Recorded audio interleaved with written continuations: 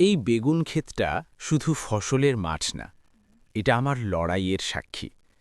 একটা সময় ছিল, শরীরটা কিছুটা সুস্থ ছিল, মনে জোর ছিল, তাই মসজিদের চাকরির পাশাপাশি এই ছোট্ট জমিটুকু চাষ করার সাহস করেছিলাম। আমি একজন ইমাম।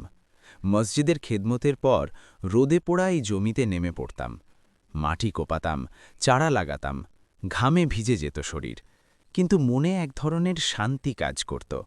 ভাবতাম, হালাল পরিশ্রম কখনো বৃথা যায় না। এই বেগুনের প্রতিটা গাছ আমার ধৈর্যের গল্প বলে।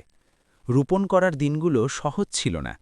মাঝে মাঝে শরীর সাড়া দিত না, মাথা ঘুরত, বুক ধড়ফড় করত, তবুও থামেনি, কারণ পরিবারটা তাকিয়েছিল আমার দিকে। প্রতিদিন ফজরের নামাজ শেষে কিছু সময় বের করে আসতাম এই খেতে। গাছের গোড়ায় হাত বুলিয়ে দিতাম। মনে হতো ওরাও বুঝি আমার কষ্ট বোঝে।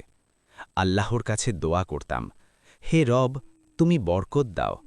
সময় গড়াতে গড়াতে এই বেগুন গাছগুলো বড় হতে লাগল, ফুল এলো, তারপর ছোট ছোট ফল। সেই মুহূর্তে চোখ ভিজে উঠেছিল, কারণ জানতাম এই ফলের পেছনে আছে অনেক না বলা কষ্ট, অনেক নীরব রাত।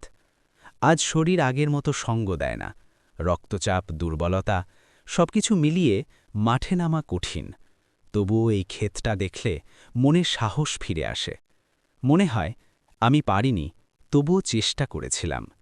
এই বেগুন ক্ষেত আমাকে শিখিয়েছে পরিশ্রম কখনো ছোট হয় না। যতটুকু সামর্থ্য ছিল ততটুকুই দিয়েছি, আর বাকিটা আল্লাহর হাতে ছেড়ে দিয়েছি। যারা এই ভিডিওটা দেখছেন, হয়তো আপনারাও কষ্টে আছেন। মনে রাখবেন, আল্লাহ চেষ্টা দেখেন, ফল তিনিই ঠিক করেন। এই বেগুন ক্ষেতটা আমার জীবনের এক অধ্যায়।